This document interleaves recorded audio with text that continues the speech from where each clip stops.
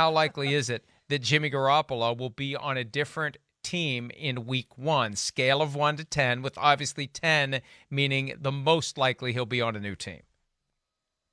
Well, I'm not going to be as convinced as you are, I don't think. I'm only a 6 on this, and simply because I don't know that the 49ers are going to get what they want to get from Jimmy G. They can afford to keep him on the team. I think he might end up being the Ryan Fitzpatrick for the 49ers. In other words, he's going to start the season at quarterback, and then by the bye week, he's gone, and the new guy comes in and is ready to take the reins, and Jimmy G's out the door after the season in trade. The problem they face in trying to trade him is teams are mostly set at quarterback right now. Now, there's still some looking, we know, but at what point are they going to trade him? If they don't do it by the draft, and I don't think they will because I don't think they'll get the offer they like, then I think he's going to end up being on the team, Mike, in this season. And whether he plays or not, I guess that's the big question. They'll have to determine whether that rookie is ready to come in and start right away. So I'm probably not as convinced as you are that he's going to be gone before the season starts. I'm at a 9, and here's why I'm at a 9. I believe they have a plan. They have a flow chart. They didn't go into this trade without knowing that they're going to have to do something with Jimmy G. The reason they're making the trade for a new quarterback is because Garoppolo is not the future. Even though he's still fairly young, he could play for a lot longer. He came into the league 14 years after Tom Brady, for crying out loud. But they know he's not the guy because they can't trust him to stay healthy. He's been injured too often, 23 games missed in 3 years. The flow chart, though, I think gets complicated very quickly. It's almost as complicated as the red yarn behind Conspiracy Mike, a photo that we've used pretty much every day this week, and it's probably just a matter of time before it comes up again.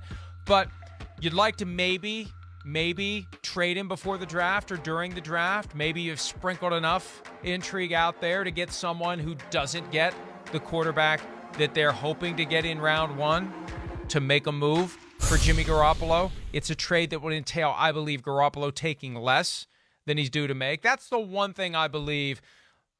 20 on a scale of 1 to 10, he's not making $25 million this year. The question is, will that reduction come as part of a trade to a new team, or will it be a situation where the 49ers find themselves with Garoppolo on the roster in the middle of August, they're convinced that their rookie is ready to go, they're concerned about the possibility of a, wait for it, schism in the locker room between the Garoppolo crowd and the rookie third overall pick crowd. So they go to Garoppolo and they say, we can't pay you $25 million this year. We just can't. We can't. We've paid you a ton of money over the past several years. Thank you. It took a little while, but better never than late. But they go to Garoppolo the middle of August, late August, and say, we want you to take 15. And if you don't take 15 or 13 or whatever they think is the right number, we're going to cut you. And that's the point where he's out of options, Charean, because no one else is going to sign him and give him that kind of money in late August. And we've seen that happen time and again with the NFL and players who don't have guaranteed contracts. There's a right time to squeeze them. And I think that he's a guy that, if all else fails, could get dumped by the 49ers if he refuses to take less money. He may ultimately realize it's better to take 15, 13, 12, whatever, than become a free agent a week before the start of the season with everyone set on their depth chart. And there's the other possibility, the Teddy Bridgewater angle, that somebody's going to get injured. And, you know, I don't want to jinx anyone, but if a quarterback gets injured in August, all of a sudden you have a trade market for a guy for which there wasn't a trade market, just like the Eagles 5 years ago got a 1 and a 4 for Sam Bradford and were able to move directly and immediately to Carson Wentz. Yeah, that absolutely could happen, Mike, and that's probably the best case scenario for the 49ers and obviously the worst case scenario for whoever has to trade for him. I think it's going to say a lot about Jimmy Garoppolo if he doesn't end up back in New England, because we know the Patriots are looking for that franchise guy. Yes, they have Cam Newton, but I'm not sure they're convinced that Cam Newton is the guy. Otherwise, they give him a long-term contract, right? So I think that, you know, they're still looking for that guy, and Jimmy was destined to be that guy, we thought, and then they traded him to the 49ers, and he wasn't that guy, and now they have a chance probably to get him back, and if they don't get him back, to me, that speaks a little bit about what the Patriots think of Jimmy Garoppolo, Mike.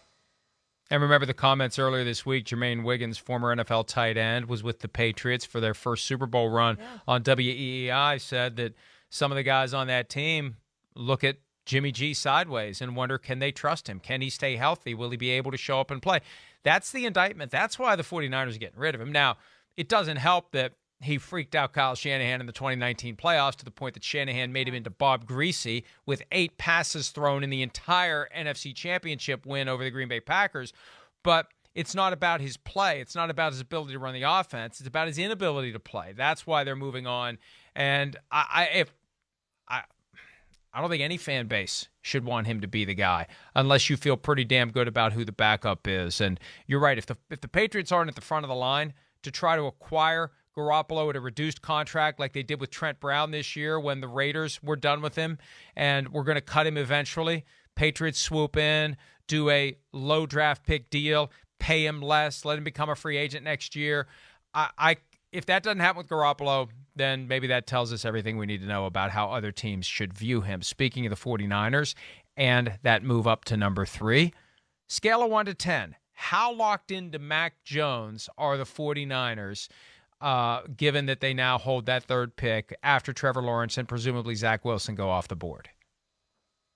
I'm going to go with an 8 on this one, Mike, and I'm going to leave it open-ended because we don't know for certain who the teams before them are going to pick. Like, we think Jacksonville is going to take Trevor Lawrence, and we know what Urban Meyer told Peter King, that it was trending that way, whatever. I mean, we expect that to happen, and we expect the Jets, right, to take Zach Wilson, but we don't know that for sure. So I think there's at least a little bit of uncertainty on the 49ers' part of, okay, if somebody happens to take Mac Jones, then we are ready to take Zach Wilson or Trevor Lawrence or whoever that might be. So that's probably the only reason I'm leaving it open. I know I've seen a couple of 49ers writers throw out the name Trey Lance, and they think that the 49ers are going that direction, but I still think all the signs seem to point to Mac Jones as the next quarterback of the 49ers.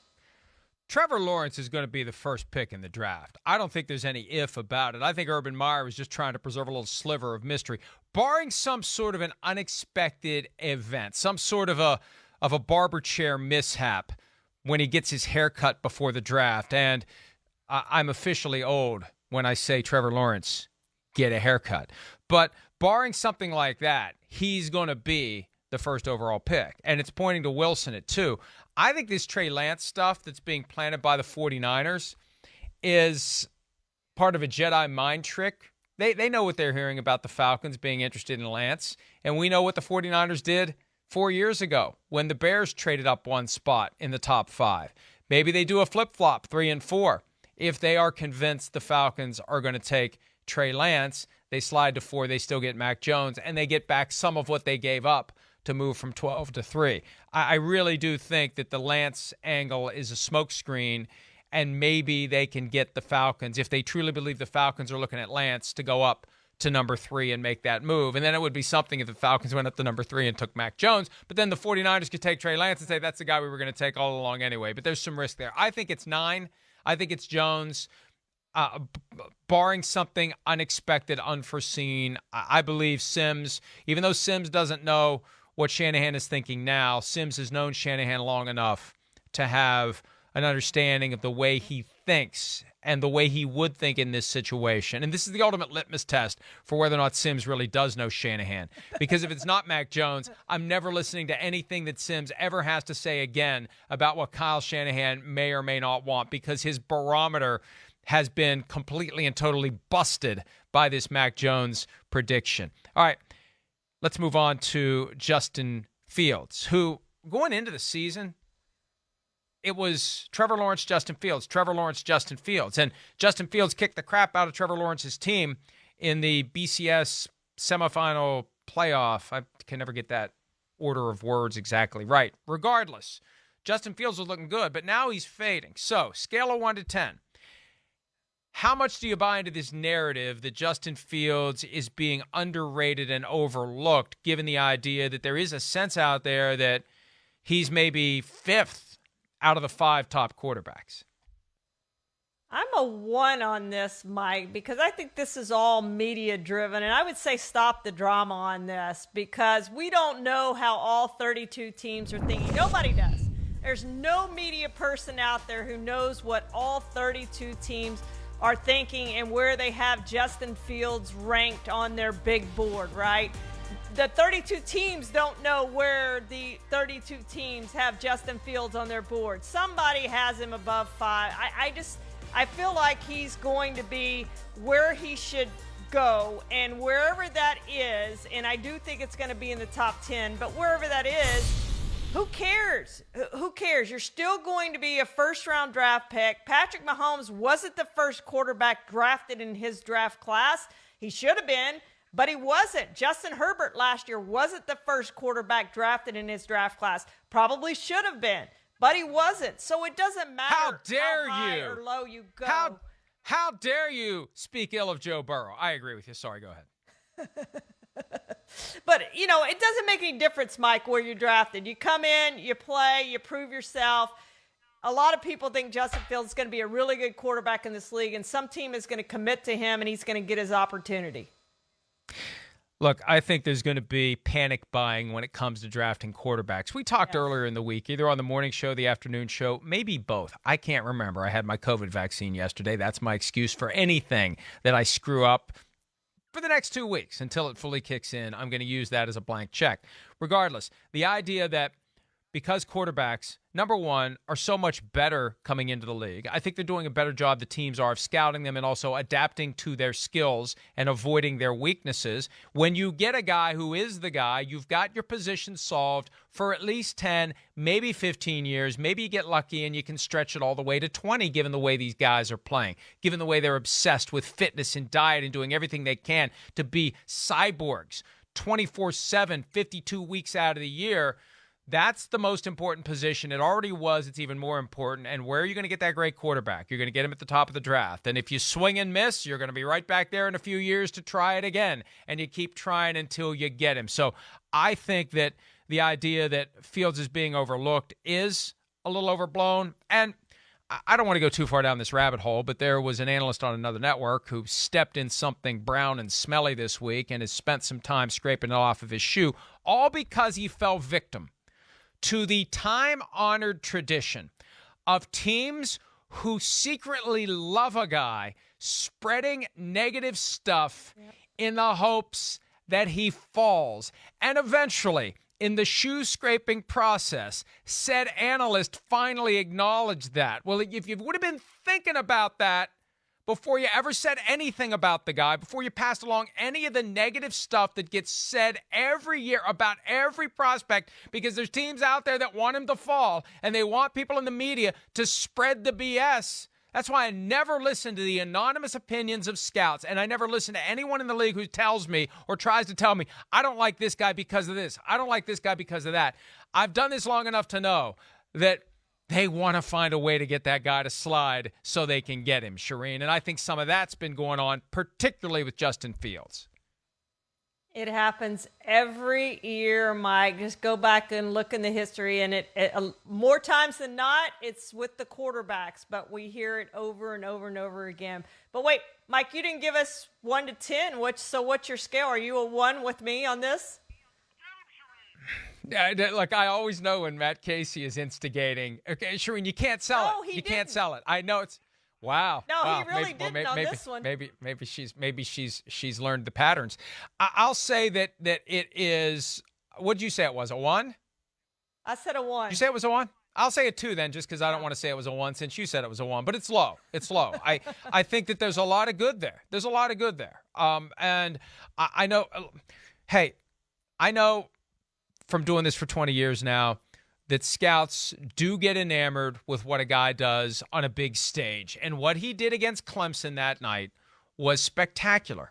You can't just wipe that away just because time has passed.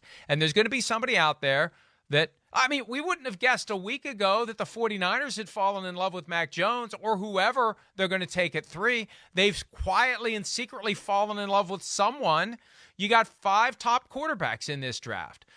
Chances are there are 1 or more teams that believe that each of those guys is the guy for them. So I think that it is a low possibility, and that leads into our next question. How likely is it that 5 quarterbacks will get drafted in the top 10? The 5 being Trevor Lawrence, Zach Wilson, Mac Jones, Trey Lance, Justin Fields, maybe not in that order.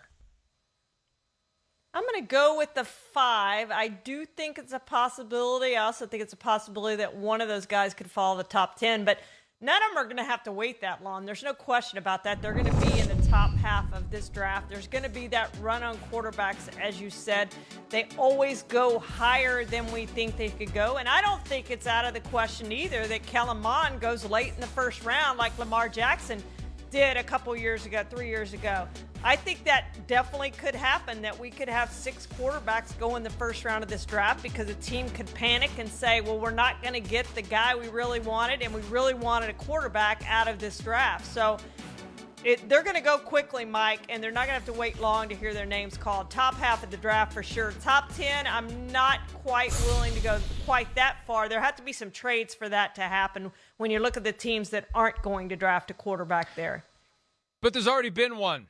I'd say between the 3 teams that we know. I mean, we're already at 3. The question is, will there be 2 taken in the next 7 picks when you consider that 3 are coming off the board right out of the gates? And you've got the Falcons, who may or may not be locked into Trey Lance. You've got the Panthers, who clearly are looking for a franchise quarterback. And you got the Broncos, who are looking for anyone other than Drew Lock.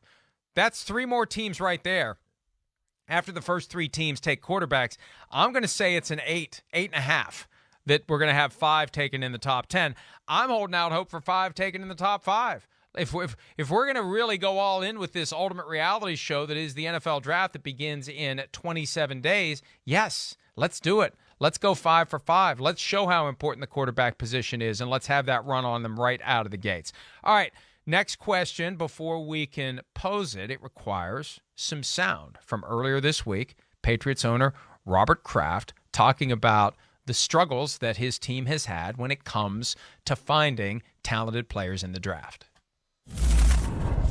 Really, the teams who draft well are the ones who will be consistently good. I don't feel we've done the greatest job the last few years, and I really hope and I believe I've seen a different approach this year. And, in the end, it all comes out to what happens on the field and how well people execute. And you really don't know how good a draft is for at least 2 years. We have a situation where we have, at this point in time, we're trying to do what the best thing for us is. I think, in fairness to Cam, I'm not sure he had the proper weapons around him last year, and then he got COVID, and there were a lot of things that happened. And I don't know that Jared has ever really gotten a fair shot, so we have to wait and see what happens. And this isn't something where you get algebraic formulas. Think of all the personnel whizzes who passed for 6 rounds on Tom Brady. And so one way or another, we have to get that position solidified. Okay, so how much of Robert Kraft's very candid comments regarding the Patriots roster and their difficulties in drafting are a shot at Coach Bill Belichick? Scale of 1 to 10, Charean. Well, I think we need some clarification here. An intentional shot or just the fact that Bill Belichick drafted those players and didn't draft the right players. In other words, was it an intentional shot at Bill Belichick or just him speaking reality? But I don't think he intended it to be that intentional shot at Bill Belichick, but facts are facts. So I guess I'm around it as 6 on this. But facts are facts, and the Patriots haven't drafted well. They haven't developed that talent, as you keep pointing out, and that's just something that leads them to where they are today because they don't have the franchise quarterback. They've had to go out and spend big in free agency, tons of money in free agency to try to improve that roster because the drafts haven't worked out, and they've traded far too much sit where you are and take the best player available, and they just haven't done that because Bill Belichick thinks he can outwit other people, and it hasn't worked out for them in these recent drafts, Mike. You came dangerously close to the Bruce Arians, I'm not ripping anybody, I'm just being honest excuse for Bob Kraft. Exactly. It is a shot. It's clearly a shot. And as we've discussed, it's not just drafting, it's drafting and developing. Because it's not like they're making these ridiculous picks that people are saying, who the hell is that guy? He wasn't even on anyone's board. They're drafting NFL caliber talent. They're not developing that NFL caliber talent. Regardless of whether you've drafted a guy in round 3 that you should have drafted in round 6, he's still a draftable player and you're not developing him. I think that's part of it. But I think the shot here, when I heard it and listened to it, and he said that he's seen some things this year that makes him think the draft this year is going to be better than it's been in recent years, I think it's a shot at Caserio. Nick Caserio, now the GM of the Houston Texans. And, we've seen the Patriots keep the people they want to keep. And when they wanted to keep Caserio, they kept Caserio. All of a sudden, Caserio's the GM of the Texans, excuse me. I think the Patriots had gotten to the point where they were ready to move on from Caserio. And if they weren't, he'd still be there. I think it was more of a shot at him than Belichick. So I'm going to say it's a 4 of a shot at Belichick. And I think the people in the building understand where the problems were in recent years, and now they're trying to rectify those issues. And I love the candor from Bob Kraft. And people act like it's something new. It's not new. It's just Charean hasn't had to do it since 2000. When you're great for 20 years, you never have to be honest about anything that would be negative about the people running your football team. Yeah, that's exactly right, Mike. Hasn't had to fire a head coach, right? Hasn't had to find that franchise quarterback in a really long time. So they've been smooth sailing for 2 decades, and until Tom Brady left, that's the way it was. We talked earlier about the 3 categories of teams with franchise quarterbacks, teams desperately looking for franchise quarterbacks, and teams that have a guy that may or may not become one. Patriots like Washington, category number 2. Here's Robert Kraft talking about the departure of Tom Brady from New England a year after he exited for Tampa and won a championship. I would have loved for him to have retired as a Patriot. Everybody knew that. But in life, things just happen in a way that you have to balance a lot of things. After 20 years, I thought he was entitled to make a decision that was what he thought was best for him and where he was at. And, we gave him the ability to do that. It's like marriages sometimes. No one knows on the outside everything going on, and you try to balance a lot. And it is what it is. Look, we could have, contract-wise, kept him in our camp, but it's not the right thing. And naturally, we want to win, but who knows what would have happened if he stayed here. Look what happened at the end of his last season here. So the question attached to that soundbite, Charean, how much do you believe Robert Kraft regrets not keeping Tom Brady in 2020 and potentially beyond, scale of 1 to 10? Oh, the lies we tell ourselves. He's looking back at Tom Brady's last year, throwing the pick 6 at the end of the Titans game and them losing, but he knows in his heart of hearts they might have won another Super Bowl if they had kept Tom Brady. I'm a 10 on this. I think there's huge regret on his part. Not necessarily Bill Belichick's part, but on Robert Kraft's part, huge regret after seeing the Buccaneers win the Super Bowl that Tom Brady wasn't his quarterback and doing that for the New England Patriots and doing it for the Tampa Bay Buccaneers instead, because his legacy's always going to be in New England. We understand that, but this has just added another layer to Tom Brady that maybe he didn't need the Patriots to do what he did. See, I'm going to say it's a 3, and I'm only saying it's 3 instead of 1 because the fact that Brady won a Super Bowl with the Buccaneers will bump it up a little higher. I just don't think that Kraft is the kind of guy who's going to regret moves that are made as a result of strategic decision-making, understanding of all of the risks, a realization of the way that things may go and could go and will go. It was time for the Patriots and Tom Brady to go their separate ways.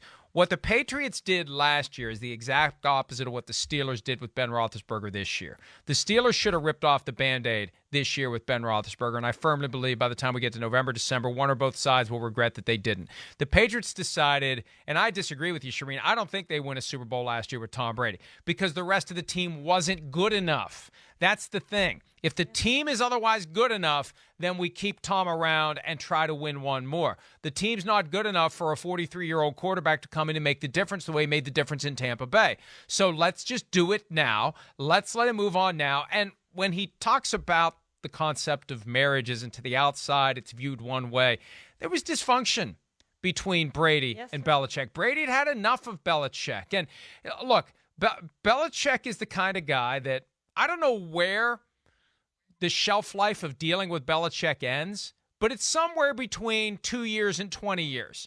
And Brady was well past his lifetime supply of dealing with Bill Belichick. And I think that was a big part of it. So even if they wanted Brady, it was clear that Brady was ready to move on. And I think Brady recognized that the team around him wasn't nearly good enough to get him that 7th Super Bowl championship that he wanted so badly. Yeah, no question about that. I do agree with you on that part, Mike. But I think there's a difference between Brady's relationship with Belichick and Brady's relationship with Robert Kraft. Completely different relationships. I think Kraft and Brady have a tight relationship, and I think Kraft really wanted Tom Brady to finish his career with the New England Patriots, and it didn't happen, right? He's gone on to win a Super Bowl with the Buccaneers. You're right. They probably wouldn't have done it in New England with the team they had, but who's to say that Tom Brady couldn't have recruited all those guys in New England? Now, maybe Bill Belichick says, we're not recruiting all these guys in New England, but maybe Robert Kraft steps in and say, hey, this is what Tom Brady wants. Give him one more chance to win a ring. So maybe they end up with some of those guys that Tampa Bay got to come to them this year. But based on what they had on the field last year, yeah, they weren't going to win a Super Bowl with whoever they had at quarterback, Mike. No question about that. Well, but I do think they wanted him to retire as a Patriot. Gronk wasn't coming back to New England. He got the hell out of there because he reached his lifetime limit of Bill Belichick, and there's no way Antonio Brown was coming back to New England. So they would have had a hard time getting even to the playoffs with Tom Brady last year. And if anything, what happened last year with Brady. How many wins? For the Patriots this year? How many wins is he worth, though? Yeah, they went 7-9. How many more wins did they get with Tom Brady? Maybe they go 9-7. And maybe they barely get in as the 7 seed and lose. Well, they would have had to win 10 round. though. They would have had to win 10 to get to then they wouldn't have gotten in. 9-7 and they wouldn't have gotten in. All right, last one. And this one is only for you because I don't live in Texas. It's not my place to comment on any of the political decisions or social decisions made by the citizenry of the Lone Star State. So you're all alone on this one. How smart, 1, or stupid, 10, is your home state of Texas for allowing full capacity at the Texas Rangers games beginning whenever they begin? Well, I think it's stupid, so I'm going to go with 10. But having said all that, there are tickets available because the Texas Rangers are not very good. A lot of people don't want to go sit in a full crowd. So this game is not sold out. We'll see how many people actually show up to this game. They scored 5 runs in the first yesterday, gave up 5 runs in the first, and lost 14-10, gave up 2 touchdowns. So Mike Nolan might have gone for the Cowboys to the Rangers. That's great. Amy Trask chiming in with the Lucille Ball. She is excellent with the Lucille Ball gifts. And what makes those even better is 85% of the people who use Twitter have no idea who Lucille Ball is. But you're right. Of all teams to go full capacity, it's a team that can't sell out anyway. Great seats still available at the Texas Rangers home stadium. Hi, I'm Mike Tirico, and thanks for watching. Make sure to hit subscribe for the latest news and highlights from NBC Sports.